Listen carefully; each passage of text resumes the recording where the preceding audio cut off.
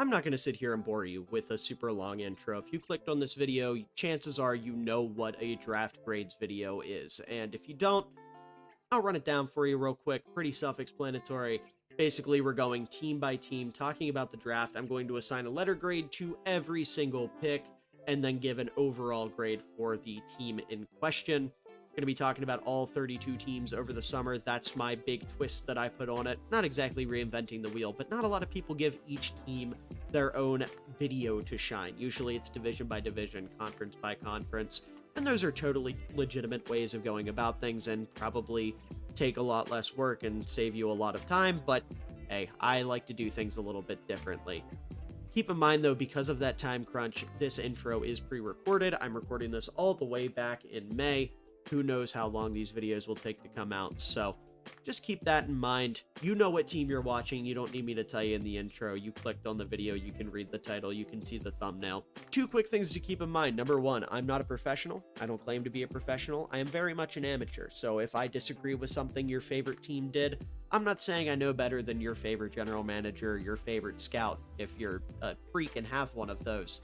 I'm just saying I didn't agree with the pick. I didn't agree with the process. That's my opinion. Feel free to disagree and let me know in the comments below why you disagree with me or agree with the team, whichever it may be. Regardless, the point is, I'm not trying to say I'm better than anybody here. I just have opinions and I like to share them. Also, I have changed my grading scale up from last year, and that is to say that I actually have a grading scale now, as you can see on the screen. This will keep things more uniform, allow me to stay more consistent, and also provide some transparency between me and you as the viewer. So, with all that out of the way, let's go ahead and dive into whatever team we're talking about today. I'm going to come out the gate and say I am such a big fan of this Chargers draft class because the more I looked at it leading up to making this video, the more I realized there was not a single pick here that I would change, not a single pick here that I don't think was the correct pick. Just absolutely perfect process across the board, at least based on my evaluations and my board. Now, obviously, that will change depending on who you are, but for me personally, I can't look at a single pick here and go, oh, well, maybe I would have taken this position here instead, or maybe I would have taken this player. I think they give you a similar thing but are better, or something like that, right? Instead, it's, yeah, that's exactly what I would have done there. And also, just for clarification, if you've been watching these, you're hearing me say that and going, well, why don't they have A pluses across the board? I changed my grading scale. I've talked about that. It should have been in the intro of this video. A plus picks need to be one of two things for me. They either need to be the absolute perfect pick, like almost written in a storybook type of pick, right?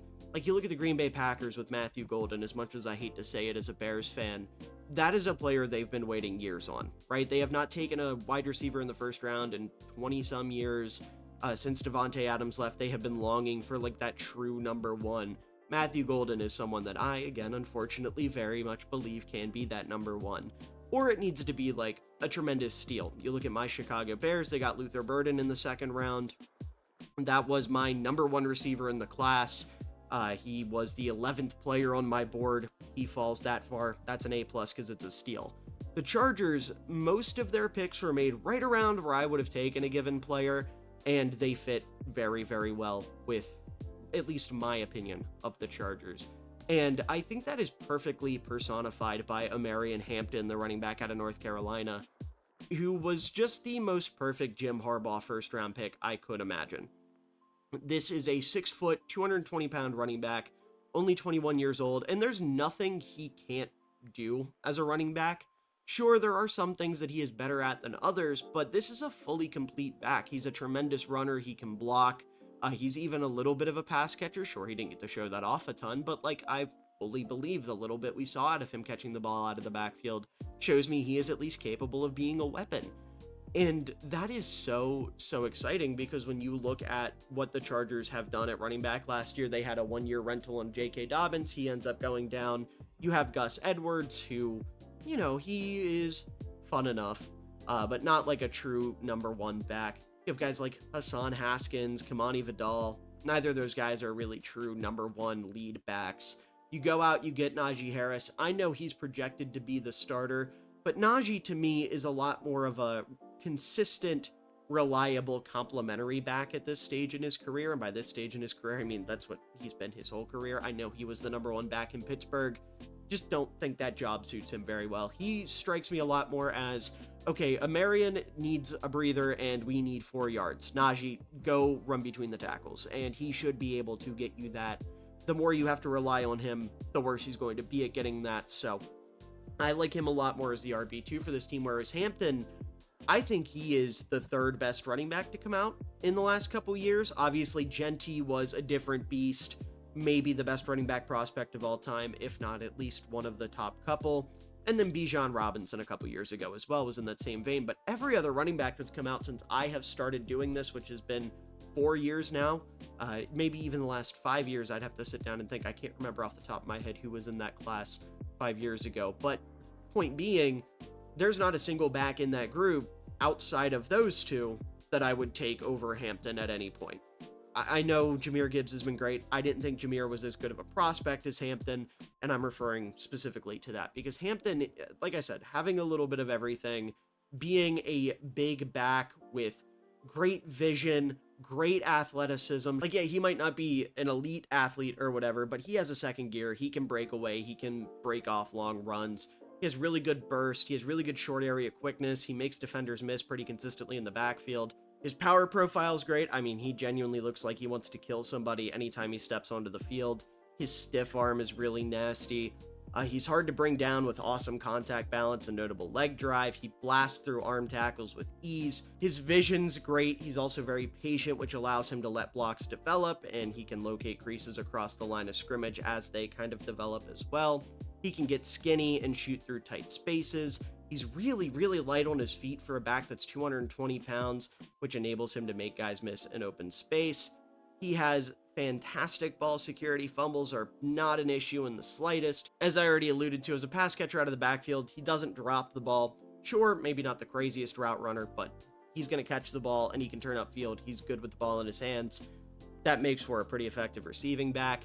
He's also regarded as a very high character, high effort, hardworking type of player. So like across the board, awesome player. Sure, he's not an elite athlete, as I already alluded to. He could be a better route runner. He might be a little bit too reckless at times, but so far that hasn't gotten him in any trouble. I'm not super worried about it getting him in trouble at the next level. And then also as a pass blocker, his technique could definitely develop, but he has the frame, he has the willingness. Those are the big two things. So he's a complete running back. I thought he was incredible, easily worth a first-round pick. Awesome pick here for the Chargers. Exactly the type of player they need, exactly the type of player that I can see why Jim Harbaugh loves him. And above all else, man, him getting to run the ball behind Scott Matlock, there will be a video on this channel at some point this season about that. Mark your calendars. It will be happening. That's one of my favorite backfield tandems in terms of fullbacks and running backs. Day one. I'm super excited. And also, apparently Hampton's going to be playing in the Hall of Fame game coming up, which I think will be super fun to watch. Obviously, that's not a super exciting game, but football is football, and Hampton playing, I will be seated. Moving then into the second round, the Chargers stayed on the offensive side of the ball, taking Trey Harris, the wide receiver out of Ole Miss. And I don't like to put a ton of stock into comps and whatnot, but I will say I think it's kind of funny that my comp for Trey Harris coming out was another player from the AFC West in Courtland Sutton, who I don't know how Chargers fans feel about him, but Courtland Sutton, from an outsider perspective, is one of the more underrated receivers in the league. Super consistent, super sure-handed, very good 50-50 guy, can win downfield, can win over the middle. A lot of that applies to Trey Harris as well. We're talking about a guy that's 6'2", 205 pounds, ran a 4.5, maybe not the fastest guy in the world, but he doesn't need to be with the way he plays. He's got that prototypical X-receiver frame and length. His catch radius is fantastic. He's capable of plucking balls out of the air with ease. He's strong and capable in contested catch situations. He's a good ball tracker that can contort his body downfield to make tough grabs. His play strength is certainly very notable, and that helps him multiple facets of his game, primarily at the catch point. He's a very solid route runner for his size with subtle quickness in his routes. He's a very fluid mover when coming in and out of his breaks. He has a good understanding of how to attack leverage points as a route runner as well. Additionally, while he's not a burner by any means, he's definitely capable of creating separation downfield. You know, he can pull away a little bit and get himself open. Off the line, he's got a dangerous speed release package with great foot quickness. He uses that play strength that I mentioned earlier, as well as his size to make plays after the catch, and he is a very willing blocker in the run game. However, the big thing with Trey Harris is the injuries. For some reason, I was super vague about the injuries when I recorded this, so I'm adding this in post. The injuries themselves are not so much of a concern long-term for Trey Harris. If you go back and look, he had to get surgery on a knee strain, which wasn't the end of the world, and then he had a groin injury last year that he, got hurt, played a little bit, it re-aggravated, and he came out after, I think, just a quarter or two. But the bigger point with them is that specifically the groin injury sidelined him for the back half of 2024. So his final season in college, when Ole Miss was going up against the tougher stretch of their schedule, the more notable competition, Trey Harris wasn't on the field, so we didn't really get to see his skill set against some of the better talent that he was going to go up against. Obviously, he was dominant against teams like Furman, but, for some people, that's not enough. So if that's something you care about, definitely worth noting. For me, I feel like I've seen enough to personally say I can get behind Trey Harris, but to each their own with that kind of thing. Again, not the most elite athlete in the world, but definitely not something that holds his game back. Focus drops were also something I noticed, which might be a little scary for Chargers fans given Quentin Johnston, but they're not nearly as bad as what Quentin Johnston has shown. They're definitely notable, and you definitely want to see them get cleaned up, but it wasn't a consistent thing. They were just sprinkled throughout, and there were some pretty annoying ones. Additionally, he struggles to get low coming into his breaks due to being a more high-hipped player. He rounds off his routes a little bit more than you would like. That release package I mentioned, it's kind of all he has to get off the line. You'd like to see him maybe develop more ways to beat press. And also, because he went to Ole Miss, he was a big body receiver, his route tree was a little limited. So he showed the potential to be a good route runner. It's just we haven't seen him run a super diverse tree. So with a little bit of growth, with a little bit of development, I definitely feel like Trey Harris can be a truly dominant number 2 behind Ladd McConkey. Given that Mike Williams just retired and Quentin Johnston is what Quentin Johnston is, has shown some potential but has not really broken out yet. I like Trey Harris a lot for this receiver room. Again, I think he is easily the second most talented player of that group. Very, very excited to see how he's going to work out. More of a deep threat in his current state, but that works totally fine with Justin Herbert, given that he has one of the prettiest deep balls in all of football and is very accurate downfield. So, love that pickup for the Chargers. Definitely the perfect receiver for them in the second round. Value-wise, about where I would have taken him. I had a mid-second round grade on him. You get him here, maybe teetering a little bit towards the end of the second round, but, semantics and whatnot.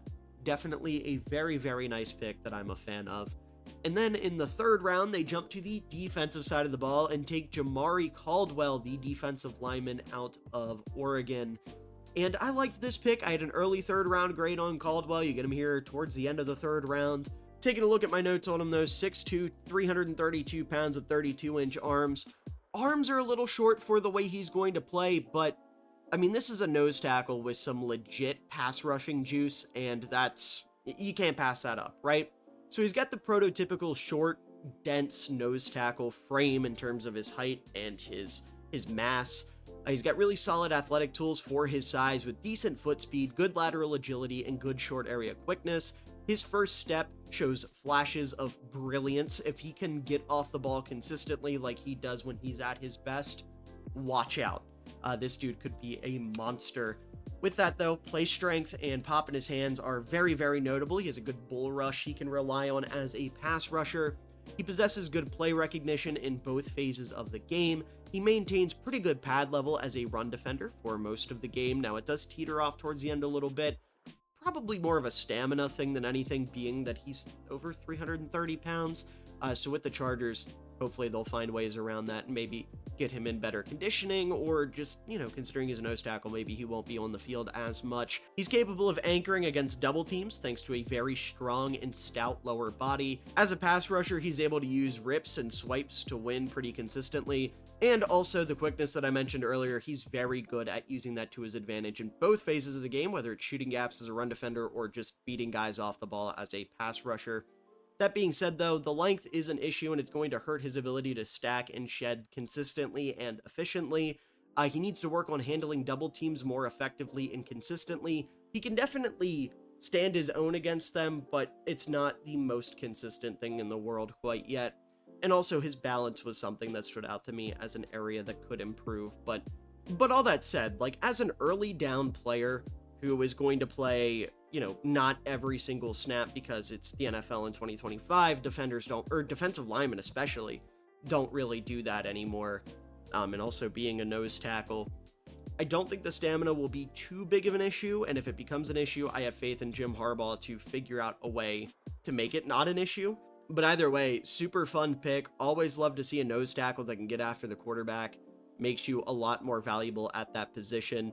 Obviously, you have guys like Dexter Lawrence, who is the best in the business at that. Vita Vea has always been a good pass rusher.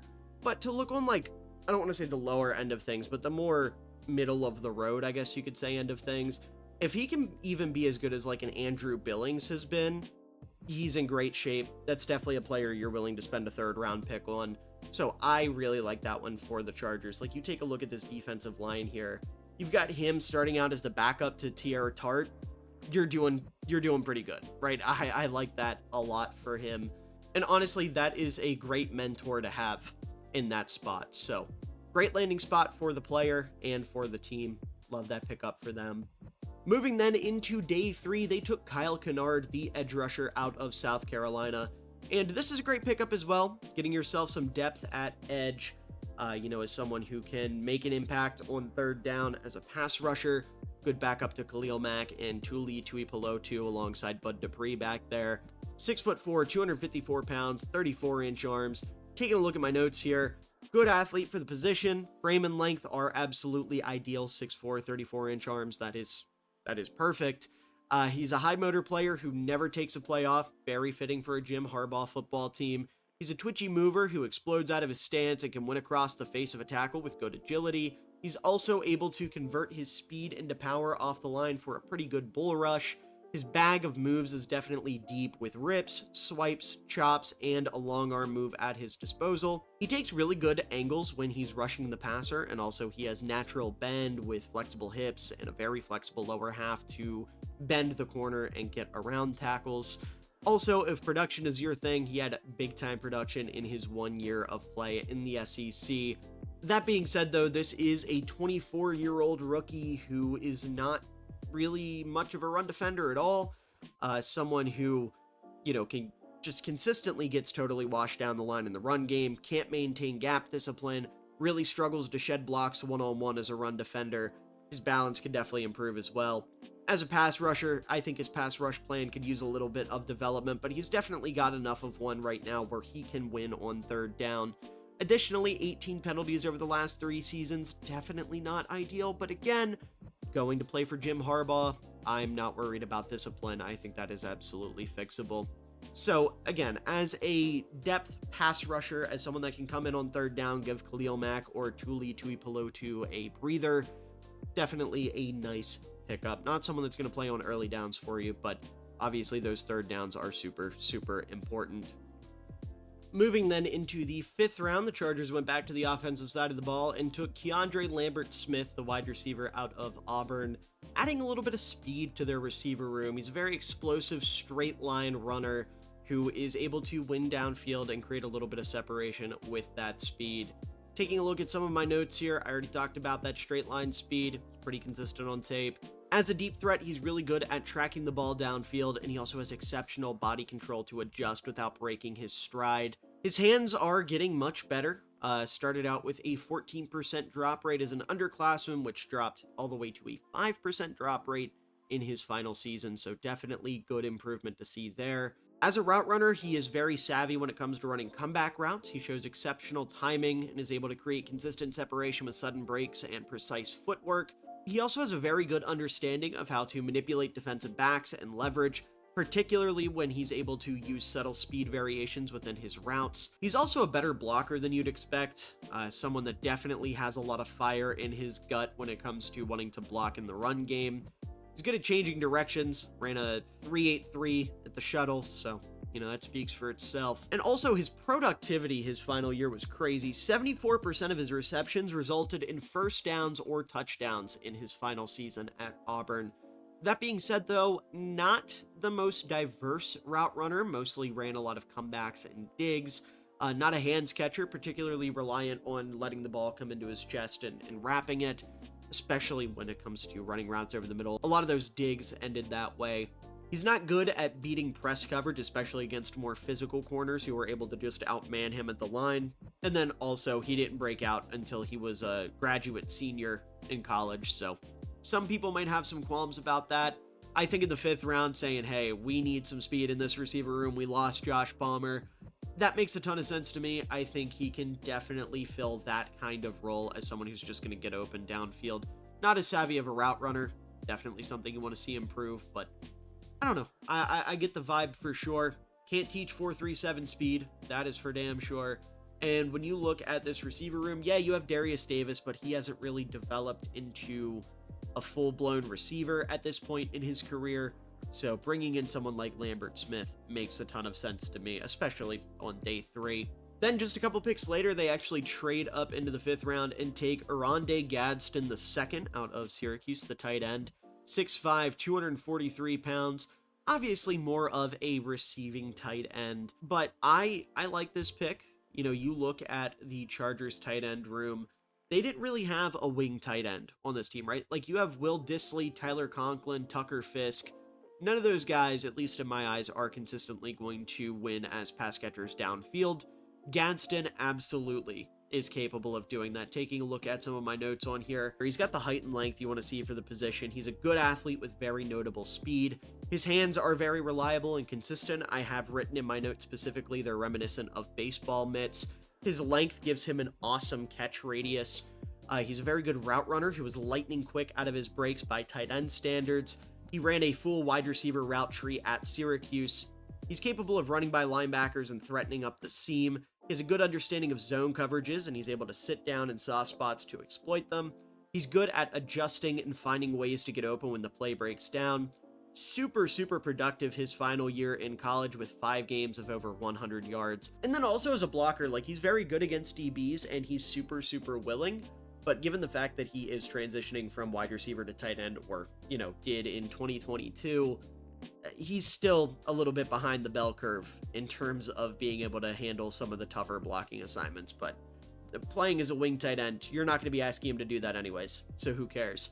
That being said, though, some of the other complaints here: had Liz Frank surgery in 2023 and 2024, certainly something to monitor. As a blocker, his pad level is an issue and his technique is an issue, just not really ever going to be an inline tight end, and again, that's totally okay.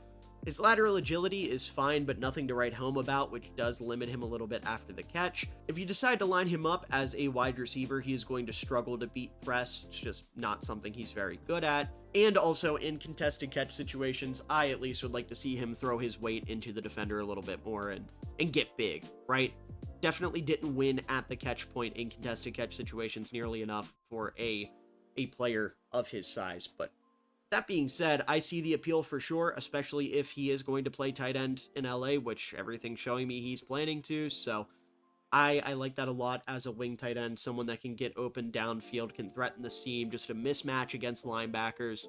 That is something that is super beneficial to a quarterback. And I'm not saying this because I think Justin Herbert's bad, but that man needs all the help he can get because he has not had any up to this point, right? Herbert has been consistently failed by the talent around him. And this year, they added 4 pieces, at least in my opinion, that can step in right away and help him out a lot. So definitely love that pick. Wasn't as high on Gadsden as many, but I had a 5th round grade on him, and he goes in the 5th round. I like the fit. Definitely cannot complain there whatsoever. Moving into the 6th round, then, they took Branson Taylor, the offensive lineman out of Pittsburgh. And I'm going to be honest, I don't know anything about this guy. Let me know down in the comments below if there's something here that I'm missing. I'm just being honest. I'm not going to sit here and try to bullshit and read off someone else's notes or, Google, like, is Branson Taylor good? If I don't know, I don't know. And unfortunately, I do not. I had a lot of players that got drafted this year that just weren't on my board. I tried to do my best to catch up on some guys that were drafted a little bit higher, and Taylor, unfortunately, was not one of them. And then a couple picks later, RJ Mickens, the safety out of Clemson, is another player that I didn't watch redraft, but I did have some familiarity with, and I was able to go back and just kind of brush up on what I already knew. And I like this pick for the Chargers. You know, he's a good downhill player with good closing speed in the run game, someone who can just play sideline to sideline in the run and pass game. In coverage, he's got a fluid, quick back pedal with good top end speed. What I liked most about him, though, is his ability to kind of redirect traffic. He's very good at triggering to the alley and then being able to funnel the running back, the ball carrier, whoever it is, back towards traffic and opening up for other guys to make plays. He plays with very good technique, rarely committed any penalties, only 2 penalties in 5 years in college. And when he's playing as a deep safety, he does not give up deep plays.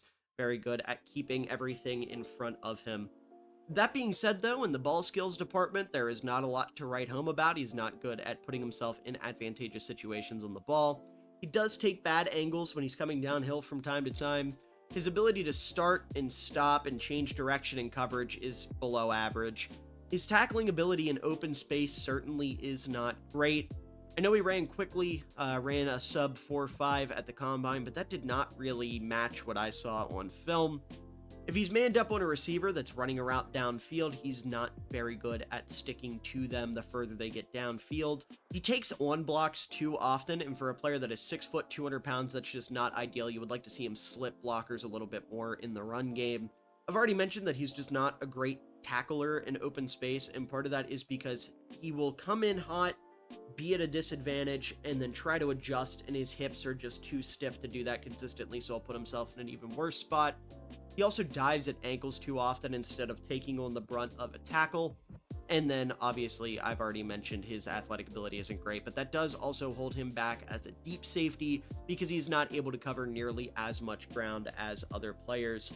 So when you take a look at this Chargers secondary, I like him a decent bit as a backup to Derwin James, you know, as a box safety that can come down and play in the run game. He can definitely hang with like tight ends and running backs in coverage, but he is certainly more of a run defender in his current state.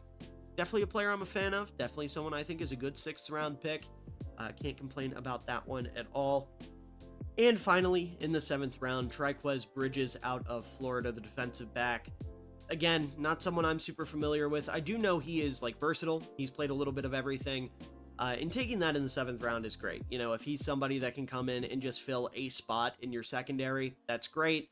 You know, maybe he's a good special team or something like that. I don't know. Again, that's another name you guys will have to let me know down in the comments below. But taking a shot on a versatile player in the 7th round is certainly not something I can get mad at. But that being said, if it's not apparent, I love this Chargers class. I'm going to be giving it an A for sure. You know, all the A's balance out to an A. That's how that works, but love what they did. A lot of day one contributors on offense with Hampton, Harris, Lambert-Smith, and Gadsden. Maybe Branson Taylor can as well. The Chargers interior line isn't the strongest in the world. Again, I don't know. I'm just talking out of my ass with that one. You guys will have to let me know. I'm sure there's a Chargers fan out there that thinks he's going to be the next Zach Martin or something. And if that's you, speak your truth. You know, I want to hear it in the comments below. And then defensively too, Jamari Caldwell, Kyle Kennard, RJ Mickens, 3 guys that are going to be good role players for this defense. Getting a nose tackle, a, you know, backup DPR pass rusher. It just occurred to me, DPR pass rusher. Why did I say that? That is a designated pass rusher. It's like that one line from Spider-Man where they're talking about chai tea. But you know, you get my point. Obviously something that's very, very good to get at the top of the 3rd round. And then RJ Mickens as a backup box safety, probably a little bit of a special teamer as well if he makes the team. All guys that I definitely can see playing a role on this Chargers team. So in other words, I don't think they made a single pick where someone isn't going to contribute in some way, even if it's just on special teams. Again, maybe Branson Taylor won't, but Hampton, Harris, Caldwell, Kennard, Lambert-Smith, Gadsden, for sure are going to be contributing to this football team right away. I don't see any world where they're just sitting on the bench collecting dust, Mickens as well, and then Bridges. I mean, everything I understand tells me he should be a quality backup that can play some special teams. But, you know, that that's going to be something that we'll have to see. Maybe a couple of these guys aren't as impactful as I think, and if that's the case, so be it. But that is going to do it for this video. I hope you all enjoyed. If you did, please make sure to leave a like down below, as it does help out the channel a ton. It shows your support, it shows your care, and I really do appreciate it. Also, make sure to subscribe for more NFL content coming your way throughout the rest of the offseason and the NFL season. I'm getting to a point where I'm going to have to be uploading damn near once a day for the next month or for the next couple weeks, not full month, to get the rest of these draft grade videos out. I am so behind. It has been the summer of all time, I'll tell you that. But, you know, you won't want to miss those if you want to hear my thoughts on other teams, or when we get to the regular season, Scott Matlock will be talked about in some capacity on this channel. Love that guy. Absolutely adore Scott Matlock. Travis Hunter, eat your heart out. Real ones know he was doing it first. In fact, someone in my comments when I made that joke last year corrected me. Said he's a three-way superstar because he also plays on special teams. So I don't see Travis Hunter playing on special teams. In all seriousness, though, that's definitely a video that will get made and you won't want to miss.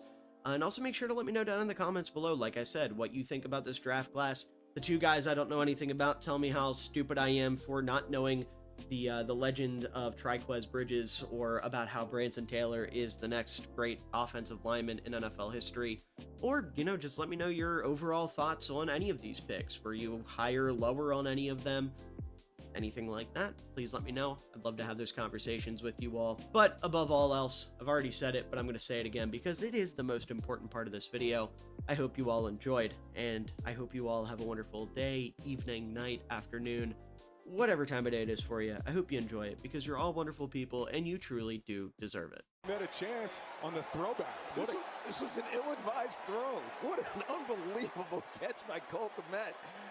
And he cups it too. No movement when he hits the ground, tucked up against his shoulder. Wow. Using that